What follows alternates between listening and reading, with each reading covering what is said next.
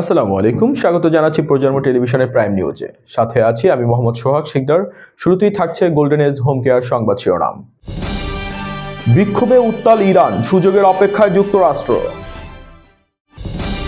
নেতানিয়াহুকে ফ্রাউনের সঙ্গে তুলনা করলেন এরদোয়ান। নিউ ইয়র্কে প্রায় 40,000 মানুষের উপস্থিতিতে মামদানির শপথ। মোস্তাফিজকে কেকেআর থেকে বাদ দিতে নির্দেশ দিল বিসিসিআই। বিএনপির চেয়ারম্যানের দায়িত্ব নিতে যাচ্ছেন তারেক রহমান। এতক্ষণ শুনছিলেন শিরোনাম, এবারে বিস্তারিত। জীবনযাত্রার ঊর্ধ্বমুখী ব্যয়ের প্রতিবাদে ইরানে বিক্ষোভ প্রাণঘাতী রূপ নিয়েছে। কর্তৃপক্ষের বরাত দিয়ে বার্তা সংস্থা অ্যাসোসিয়েটেড প্রেস অন্তত 7 জন নিহত হওয়ার খবর প্রকাশ করেছে। বিক্ষোভকারীরা এবং নিরাপত্তা বাহিনীর মধ্যে সংঘর্ষে বৃহস্পতিবার 6 জনের মৃত্যুর খবর জানিয়েছে ইরানের আধা সরকারি ফার্স সংবাদ সংস্থা।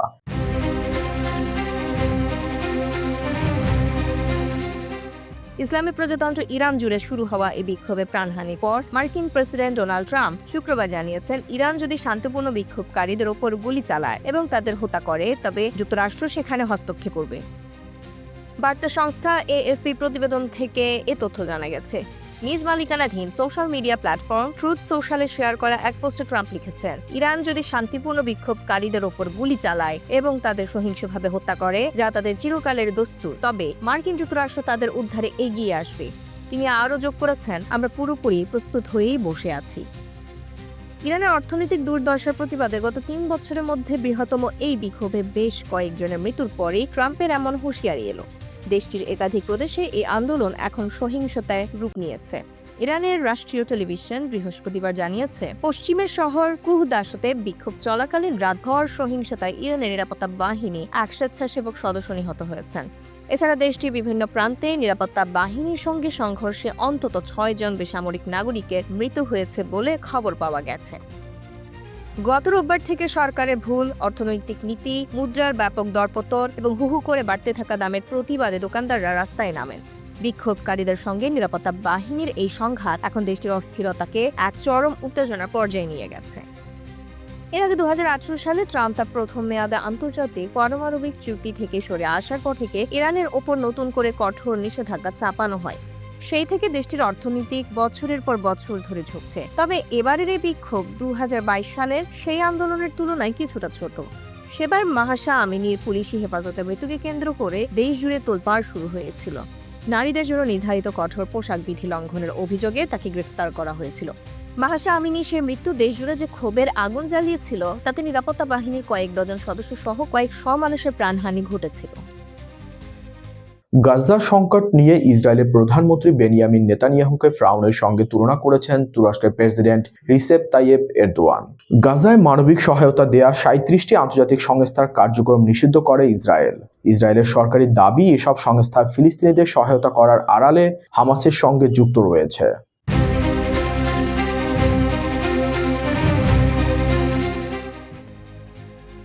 নেতানিয়াহু সরকারের এই পদক্ষেপে উদ্বেগ প্রকাশ করে আন্তর্জাতিক সম্প্রদায় ও মানবাধিকার সংস্থাগুলো। 37টি আন্তর্জাতিক সংস্থার লাইসেন্স বাতিলের ঘটনায় নিন্দা জানিয়েছে খোদ ইসরায়েলের 19টি মানবাধিকার সংস্থা। এক যৌথ বিবৃতিতে ধরনের পদক্ষেপ থেকে সরে আসার আহ্বান জানিয়েছে আদালাহ সহ অন্যান্য সংস্থাগুলো। ইসরায়েলের এই পদক্ষেপের সমালোচনা করেন এরদোয়ানও। তিনি বলেন, গাজায় শিশুদের কান্না ও দুর্দশা বিশ্বকে নাড়া দিচ্ছে, কিন্তু তারপরেও ইসরায়েল ত্রাণ প্রবেশে বাধা দিচ্ছে। তিনি আরো বলেন, কনকনে বাতাস, বৃষ্টি এবং কাদার মধ্যে বসবাসকারী শিশুদের কান্না করা ছাড়া উপায় নেই, কেননা তাদের কাছে তাঁবুও নেই।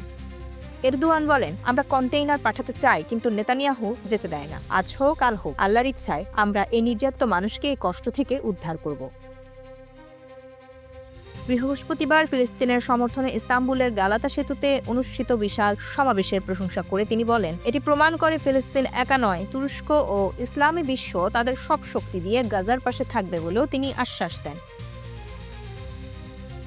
এদিকে গাজায় ইসরায়েলি সামরিক আগ্রাসন ও গণহত্যার তীব্র সমালোচনা করে আসছে তুরস্ক। সেই সঙ্গে 2023 সালের অক্টোবরে সংঘাত শুরু হওয়ার পর থেকে দেশটি ইসরায়েলের সঙ্গে বাণিজ্য কমানোর পদক্ষেপ নিয়েছে। গত বছরের এপ্রিল মাসে আঙ্কারা ইসরায়েলের 1000টিরও বেশি পণ্য রফতানি নিষিদ্ধ করে। পরে সব বিভাগেরই রফতানি, আমদানি এবং ট্রানজিট বাণিজ্য সম্পূর্ণ স্থগিত করে।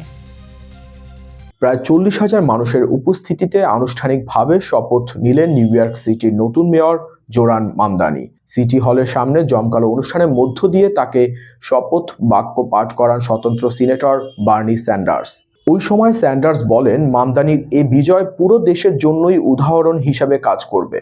জোহরান মামদানি তার বক্তব্যে বলেন, বড় প্রত্যাশা পূরণের সাহসী তার অনুপ্রেরণা। ওই সময় সামনের দিনে নাগরিক বান্ধব সিটি গড়ার প্রতিশ্রুতি দেন তিনি। My fellow New Yorkers, today begins a new era. প্রায় 40,000 মানুষের উপস্থিতিতে মঞ্চ জুড়ে তখন উঠছে ভালোবাসার কনফেটি। আকাশ ঢেকে যাওয়ায় শুভকামনায় মামদানি হাত নেড়ে শুভেচ্ছা জানান তাদের, যাদের জন্য সিটি হলের দুয়ারে দাঁড়িয়ে নতুন যুগ সূচনার সুযোগ পেয়েছেন। এর আগে দুপুর 2টায় তাকে শপথ পাঠ করান সমাজতন্ত্রী সিনেটর বার্নি স্যান্ডার্স। পাশে দাঁড়ানো স্ত্রীর হাতে রাখা পবিত্র কুরআন শরীফের উপর হাত রেখে শপথ নেন নিউ ইয়র্কের ইতিহাসের প্রথম মুসলিম মেয়র।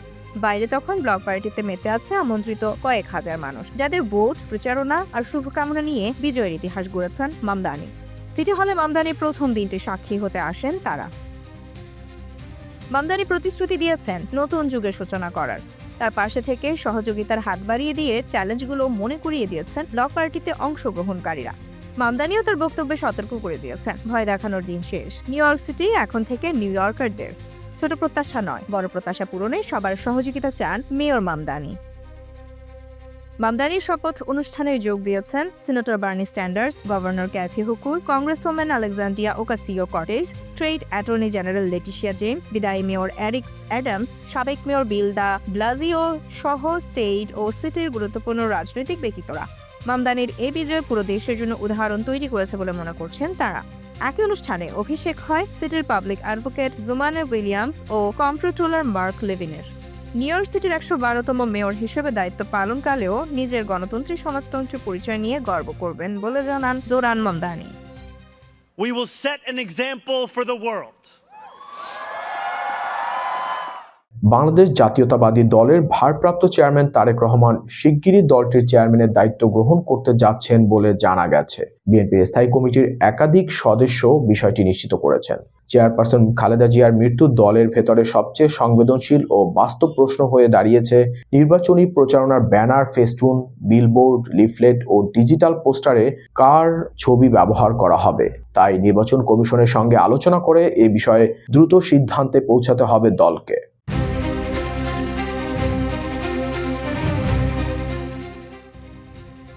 গত 30 ডিসেম্বর বিএনপির চেয়ারপারসন ও সাবেক প্রধানমন্ত্রী বেগম খালেদা জিয়ার মৃত্যুতে দলটির চেয়ারম্যান পদটি শূন্য হয়।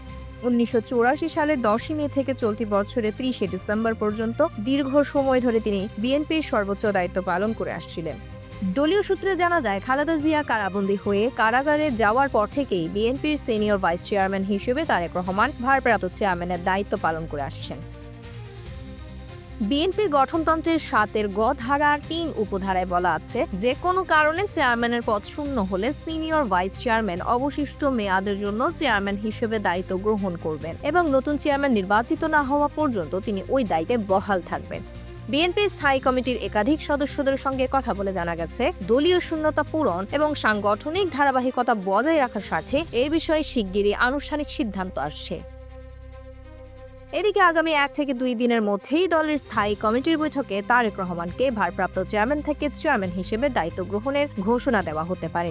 শহীদ রাষ্ট্রপতি জিয়াউর রহমান ও সাবেক প্রধানমন্ত্রী খালেদা জিয়ার বড় সন্তান তারেক রহমান 1988 সালে বগুড়ার গাবতলী থানা বিএনপির সাধারণ সদস্য হিসেবে রাজনীতিতে যাত্রা শুরু করেন। পরবর্তীতে 1991-1996 সালে তিনি দলের সাংগঠনিক দায়িত্ব পালন করেন। 2002 সালে তিনি বিএনপির সিনিয়র যুগ্ম মহাসচিব হিসেবে দায়িত্ব লাভ করেন। 2007 সালের 11 রাজনৈতিক পট পরিবর্তনের পর তারেক রহমান গ্রেফতার হন। 2008 সালে মুক্তি পেয়ে চিকিৎসার জন্য সপরিবারে যুক্তরাজ্যে যান। 2018 সালে বেগম খালেদা জিয়া কারাগারে গেলে যুক্তরাজ্য থেকে তিনি বিএনপির ভারপ্রাপ্ত চেয়ারম্যান হিসেবে দল পরিচালনার দায়িত্ব নেন। দীর্ঘ 17 বছরের প্রবাস জীবন শেষে তিনি গত 25 ডিসেম্বর দেশে ফিরে আসেন। শেষ করছি খেলার সংবাদ দিয়ে। আসন্ন 2026 আইপিএল মৌসুমের আগে কলকাতা নাইট রাইডার্সকে তাদের স্কোয়াড থেকে বাংলাদেশের তারকা পেসার মুস্তাফিজুর রহমানকে ছেড়ে দেওয়ার আনুষ্ঠানিক নির্দেশ দিয়েছে বিসিসিআই। বিসিসিআই সচিব দেবজিৎ সাইকিয়া নির্দেশনার বিষয়টি নিশ্চিত করে জানিয়েছেন, ক্রীড়া ও ভূ রাজনীতির জটিল সমীকরণে বোর্ড এই সিদ্ধান্ত নিয়েছেন। তিনি বলেন, ক্রমবর্ধমান জনমত ও রাজনৈতিক চাপের মুখে বোর্ডকে এই কঠোর পদক্ষেপ নিতে হয়েছে। আগে পরিস্থিতি পর্যবেক্ষণের নীতি থাকলেও বর্তমানে কূটনৈতিক টানাপোড়েনে এবং বাংলাদেশের চলমান অস্থিরতার কারণে সিদ্ধান্তটি নিতে বাধ্য হয়েছে বিসিসিআই।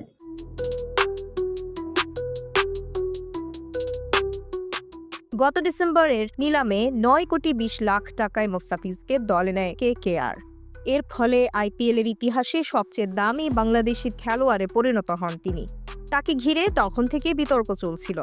সংবাদ সংস্থা ANI-কে সাইকিয়া বলেন, সার্বিক পরিস্থিতি বিবেচনায় বিসিসিআই কেকেআরকে নির্দেশ দিয়েছে যেন তারা তাদের স্কোয়াড থেকে বাংলাদেশের মোস্তাফিজুর রহমানকে ছেড়ে দেয়। কেকেআর যদি তার পরিবর্তে অন্য কোনো খেলোয়াড় নিতে চায়, বোর্ড সেই অনুমতি দেবে। এই সিদ্ধান্ত কেকেআর এর জন্য কৌশলগত ও আর্থিক উভয় দিক থেকেই বড় ধাক্কা। 9,20,00,000 টাকা খরচ করে তাকে মূলত ডেথ ওভারের বিশেষজ্ঞ হিসেবে নেওয়া হয়েছিল। ইডেন গার্ডেন্সের ধীরগতির পিচে তার কাটার ও বাঁহাতি বোলিং বৈচিত্র্যতা দলটির জন্য গুরুত্বপূর্ণ ছিল। মৌসুমের এত কাছাকাছি সময় তাকে হারানো দলটির বোলিং বিভাগের বড় শূন্যতা তৈরি হলো। এর আগে আইপিএলে মোস্তাফিজুর রহমানকে দলে নেওয়ায় বলিউড তারকা ও কলকাতা নাইট রাইডার্সের মালিক শাহরুখ খানের তীব্র সমালোচনা করেছিলেন ভারতের উত্তরপ্রদেশের বিজেপি নেতা সঙ্গীত সোম। বাংলাদেশি হিন্দুদের উপর নির্যাতনের অভিযোগ তুলে তিনি শাহরুখকে গদ্দার বলে এবং দেশদ্রোহী বলে আখ্যা দেন। উত্তরপ্রদেশ বিধানসভার সাবেক সদস্য সঙ্গীত সোম মিরাটে এক জনসভায় বলেন, একদিকে বাংলাদেশের হিন্দুরা নির্যাতিত হচ্ছে, অন্যদিকে আইপিএলে বাংলাদেশি ক্রিকেটার কেনা হচ্ছে। শাহরুখ খান 9,20,00,000 টাকা দিয়ে বাংলাদেশি ক্রিকেটার মোস্তাফিজুর রহমানকে কিনেছেন। এ ধরনের গদ্দারদের এই দেশে থাকার কোনো অধিকার নেই। শাহরুখের সমালোচনা করে এই বিজেপি নেতা আরও বলেছিলেন, এদেশের মানুষই আপনাকে এই অবস্থানে পৌঁছাতে সাহায্য করেছে। আপনি এদেশ থেকেই টাকা উপার্জন করছেন, অথচ দেশের সঙ্গে বিশ্বাসঘাতকতা করছেন। সঙ্গীত সোম হুমকি দিয়ে বলেছিলেন, আগামী মার্চে আইপিএল শুরু হলে মোস্তাফিজের মতো ক্রিকেটাররা ভারতে বিমানবন্দরে নামতে পারবে না। এই ছিল প্রজন্ম টেলিভিশনের প্রাইম নিউজে। পরবর্তী প্রাইম নিউজ দেখার আমন্ত্রণ জানিয়ে শেষ করছি এখানেই। এতক্ষণ সাথে থাকার জন্য ধন্যবাদ।